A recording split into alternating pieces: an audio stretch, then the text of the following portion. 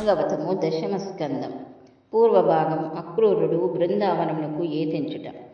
అక్కడ కంసుడు కృష్ణుడు ఎక్కడ పెరుగుతున్నాడో అని చాలా ఆందోళన పడుతున్నాడు. ఈలోగా కంసుడు మరణించవలసిన సమయం ఆసన్నమైనదని తెలుసుకున్న నారదుడు వచ్చి, కంస, ఇన్నాళ్ళ నుండి నిన్ను చంపేవాడు ఎక్కడ ఉన్నాడని కదా నువ్వు చూస్తున్నావో, నేను చెప్పేస్తున్నాను. నిన్ను చంపేవాడు వసుదేవుని కడుపుననే పుట్టాడు.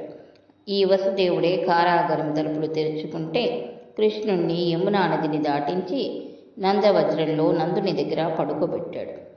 ఇతని కొడుకే నిన్ను చంపేవాడు, అష్టమ గర్భంలో పుట్టాడు అని చెప్పాడు. అనగానే ముందు ఆ వసుదేవుణ్ణి చంపేస్తానని కత్తి తీశాడు కంసుడు. అప్పుడు నారదుడు, ఇప్పుడు నువ్వు వసుదేవుణ్ణి చంపేస్తే నీ మృత్యువు పోదు, ఎందుకు దేవకీ వసుదేవుల్ని చంపడం అన్నాడు. అప్పుడు కంసుడు దేవకీ వసుదేవులను తెచ్చి చెరసాలలో బంధించమని ఆజ్ఞ ఇచ్చాడు.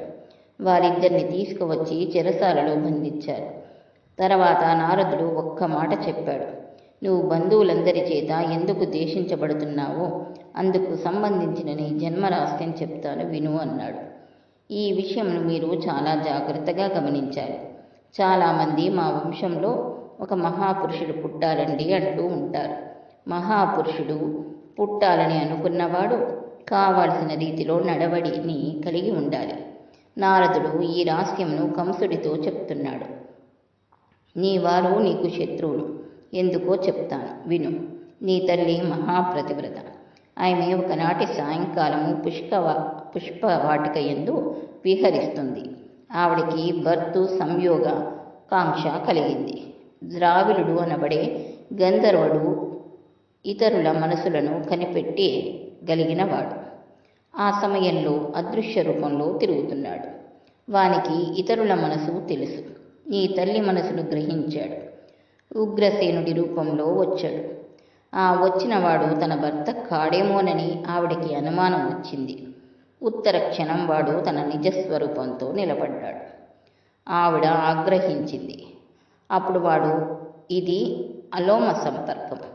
ఈ అలోమ విధానంలో నేను గంధర్వుడనను, నువ్వు మనుష్యకాంతవు.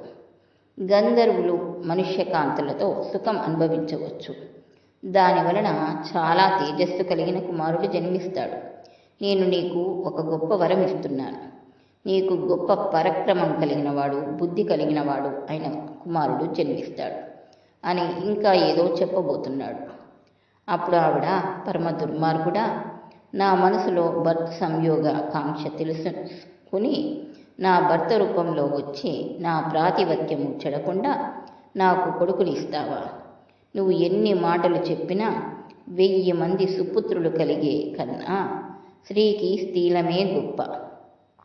నువ్వు ఇటువంటి దుర్మార్గమైన పని చేశావు కనుక అని అంటూ ద్రావిడుణ్ణి శపించబోయింది.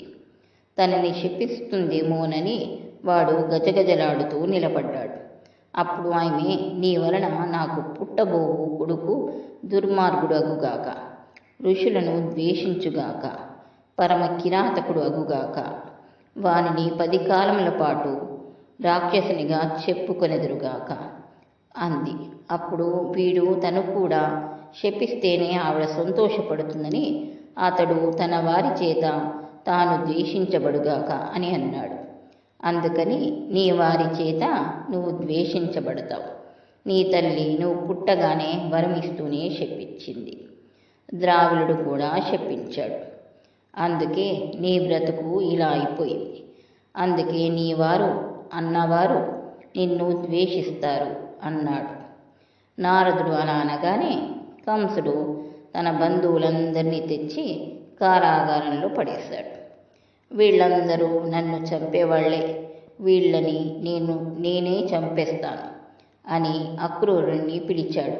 అక్రూరా, నీకు తెలుసు నేను బ్రతకాలి అనుకుంటున్నాను. కృష్ణుడు నన్ను చంపాలని అనుకుంటున్నాడు. అందుకని నువ్వు వెంటనే బృందావనం వెళ్ళి కృష్ణుణ్ణి తీసుకురా. నీ మేనమామ కంసుడు ధనుర్యాగం చేస్తున్నాడు, చూడడానికి నువ్వు బయలుదేరి రావాల్సింది అని ఆహ్వానించి తీసుకురా. ధనుర్యాగం మిషా పెట్టి ఆ పిల్లవాడు మధురా నగరంలోకి రాగానే ఏదో రకంగా చంపేస్తాను. మన దగ్గర కువలయ పీడము అనే ఏనుగు ఉంది. ఆ ఏనుగుతో తొక్కించేస్తాను. చానూర, ముష్టికులని 2 మల్లులున్నారు.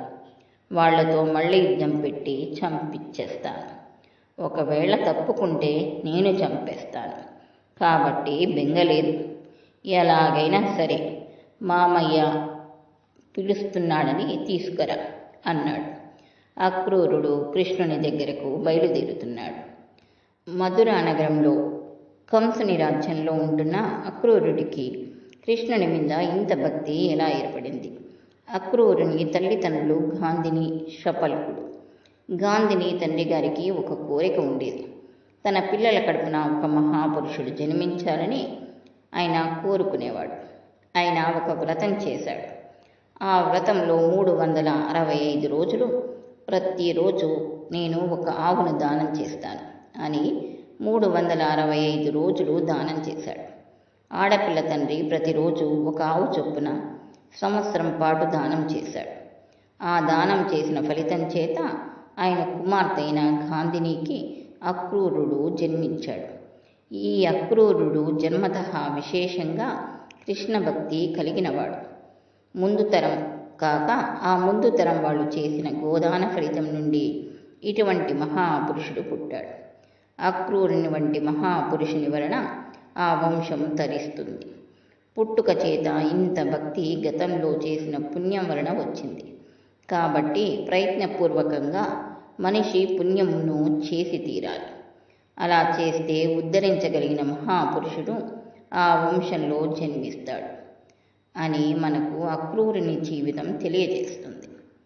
అక్రూరుడు ఏమి నా అదృష్టం అని పొంగిపోతూ బలరామకృష్ణులను తీసుకురావడానికి వెళ్ళాడు.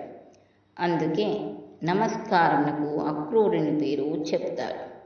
అలా వెళుతూ ఒక్కసారి భూమి మీదికి చూశాడు. అక్కడ దివ్యరేఖలతో కూడిన చిన్ని చిన్ని పాదముద్రలు కనిపించాయి. అనగా ఆలమందతో కృష్ణుడు అటుగా వెళ్ళి ఉంటాడని భావించాడు. ఆయన కృష్ణుడు నడిచిన భూమి మీద తను రథం మీద వెళ్ళడమా అనుకొని ఒక్కసారి రథమును ఆపాడు. ఒళ్ళంతా ఆనందంతో పొంగిపోయింది. కన్నుల వెంట బాష్పాధారాలు కారుతుండగా స్వర్ణదండం రథం నుండి కింద పడిపోతే ఎలా పడిపోతుందో అలా రథం నుండి కింద పడిపోయాడు. తన స్వామి నడిచిన చోట తను క్రింద పడ్డాను అనుకుని దొర్లేశాడు. ఆ ధూళి అంతా ఒంటి మీద పూసేసుకుని నందుడు ఉండే ఇంటి దగ్గరకు వెళ్ళాడు.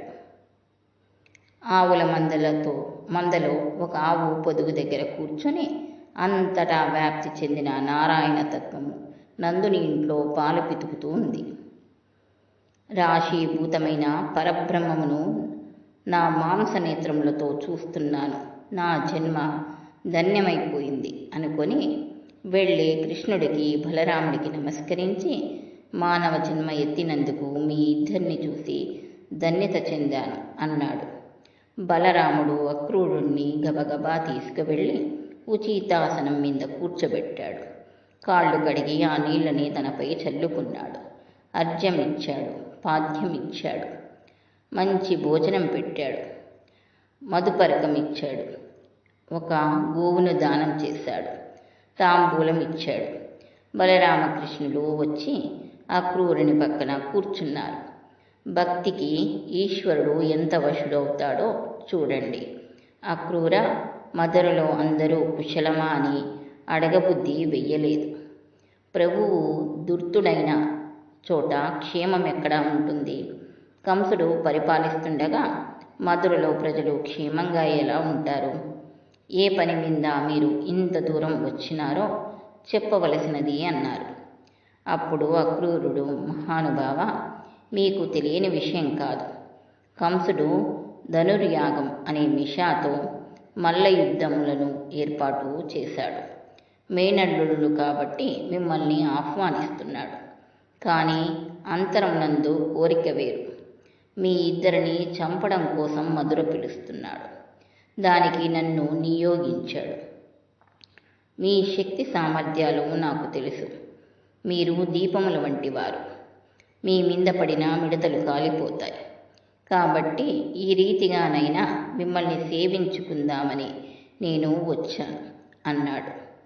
వెంటనే కృష్ణ పరమాత్మ అక్కడ ఉన్న పెద్దలను పిలిచి, మీ అందరూ కూడా పాలు, వెన్న మొదలైన భాండములను సిద్ధం చేయండి. రేపటి రోజు ఉదయము నేను బలరాముడితో కలిసి అక్రూరుడితో మధురా నగరమునకు వెడతాం.